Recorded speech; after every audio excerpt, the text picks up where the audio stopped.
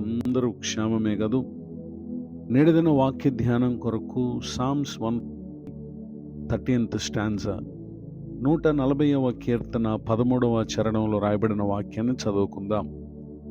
నిశ్చయముగా నీతిమంతులు నీ నామమునకు కృతజ్ఞతాస్తుతులు చెల్లించెదరు, యథార్థవంతులు నీ సన్నిధిని నివసించెదరు. చదవబడిన ఈ వాక్య భాగంలోని దీవెన నా ప్రియులకు మీరందరూ పొందుదురుగాక. వాక్య ధ్యానం కొరకై ప్రార్థన. ప్రేమ కలిగిన మా తండ్రి, మీకు వందనాలు. నేడు చదవబడిన ఈ వాక్య భాగం ద్వారా మాతో మాట్లాడి మమ్మల్ని దర్శించమని యేసుక్రీస్తు నామములో ప్రార్థిస్తున్నాను తండ్రి, ఆమేన్. చదవబడిన ఈ వాక్య భాగంలో నిశ్చయముగా అనేటటువంటి పదాన్ని మనం చూస్తున్నాం. అనగా ఖచ్చితంగా నీతిమంతులు, యథార్థవంతులు అనేటటువంటి వారు దేవుని నామమునకు కృతజ్ఞతాస్తుతులు చెల్లించువారుగాను, ఆయన సన్నిధిని నివసించువారుగాను ఉంటారు అనే విషయాన్ని ఇక్కడ కీర్తనకారుడు తెలియజేస్తా ఉన్నాడు. నిజమే, తమ నీతికి, తమ యథార్థతకు ఏ దేవుడైతే కారణమో ఆయనకు కృతజ్ఞతాస్తుతులు చెల్లించుటలో, ఆయన సన్నిధి నివసించుటలో అట్టివారు ప్రాధాన్యతను ఇచ్చేటటువంటి వ్యక్తులుగా ఉంటారు అనేటటువంటి విషయాన్ని ఇక్కడ మనం చూస్తున్నాం. ఆయనకు కృతజ్ఞతలు చెల్లించకపోతే ఎక్కడో వారి విశ్వాసమందు వారు బలహీనులుగాను, అశ్రద్ధగా ఉన్నటువంటి వ్యక్తులుగా ఉండగలరు.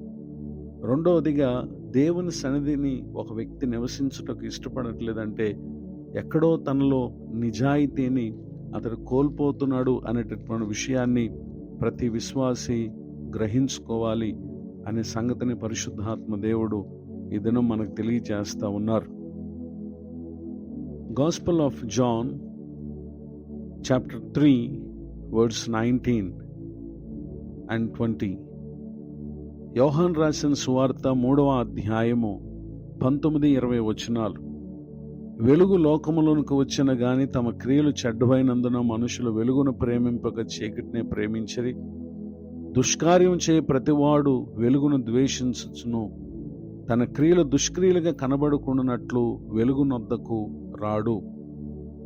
చదవబడినటువంటి ఈ వాక్య భాగాల్లో మనం చూస్తున్నాం, ఎవరైతే అవిశ్వాస స్థితిలో ఉంటారో వారు దేవునికి కృతజ్ఞతలు చెల్లించట్లో వెనుకబడేవారుగా ఉంటారు.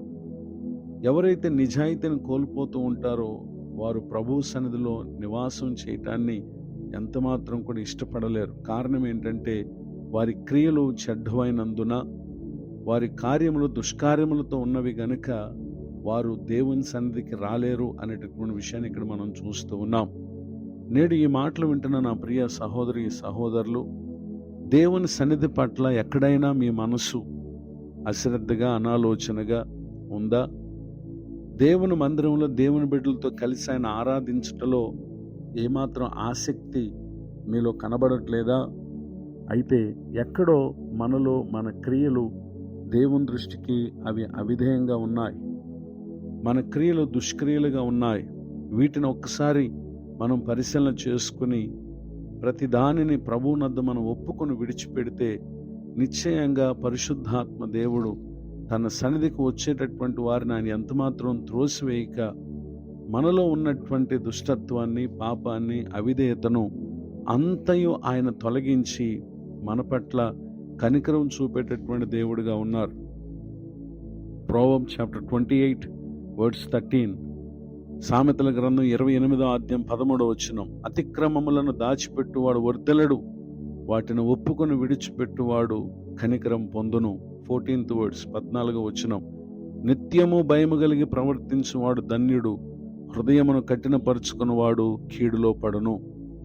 చదవబడినటువంటి ఈ వాక్య భాగాల్లో మనం చూస్తూ ఉన్నాం, ప్రభువు సన్నిధిని మనం అశ్రద్ధ చేస్తూ ఎంతకాలం మనలో ఉన్నటువంటి క్రియలను, అతిక్రమములను దాచిపెట్టుకుంటాం.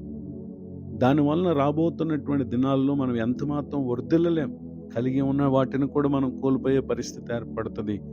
గనుక నిశ్చయముగా నీతిమంతుల విషయంలో, యథార్థవంతుల విషయంలో దేవుని వాక్యం సెలవిస్తున్నటువంటి ఆ కార్యములను జరిగించాలి అని అంటే మనం ఒప్పుకొని విడిచిపెడితే పరిశుద్ధాత్మ దేవుడు మనల్ని కనికరిస్తారు.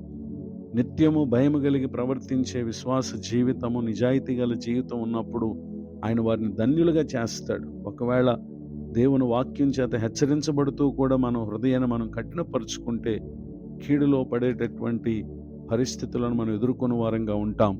గనుక అట్టి స్థితిగతులలోనికి మనం వెళ్ళకుండానట్లు నేడు మనల్ని ప్రేమిస్తున్న దేవుడు విన్న వాక్యం ద్వారా మన మనసు మార్చుకొని ప్రభు అనుగ్రహించినటువంటి నీతిని పొందిన ప్రతి విశ్వాసి, నిజాయితీని ప్రభు ద్వారా పొందినటువంటి ప్రతి విశ్వాసి నిశ్చయముగా ఆయన నామమునకు కృతజ్ఞతాస్తుతులు చెల్లించాలి. రెండోదిగా ఆయన సన్నిధిలో నివాసం చేయాలి. ఇటు విషయములందు శ్రద్ధ కలిగి ప్రభు అనుగ్రహించిన పరసంబంధమైనటువంటి జీవన విధానంలో కొనసాగుటకు, ఆయన అనుగ్రహించిన రక్షణను కాపాడుకుని నిత్య జీవనకు వారసులగుటకు పరిశుద్ధాత్మ దేవుడి మాటల చేత మనల్ని దీవించునుగాక. ఆమేన్. ప్రార్థన.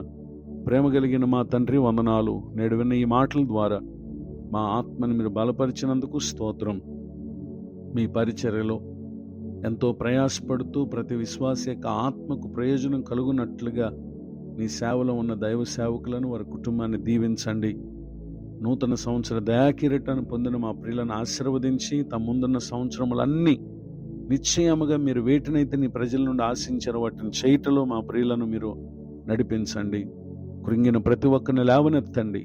అపవాది వేసిన సంఖ్యల చేత బంధింపబడినటువంటి వారిని యేసుక్రీస్తు నామములో ప్రభువా మీరు విడిపించుదురుగాక. కృపాక్షేమలు తమ ముందున్న కాలమంతా అనుగ్రహించమని యేసుక్రీస్తు నామములో ప్రార్థిస్తున్నాను తండ్రి. ఆమేన్. తండ్రి, కుమార, పరిశుద్ధాత్మ దేవుడితో నడిపించునుగాక. ఆమేన్.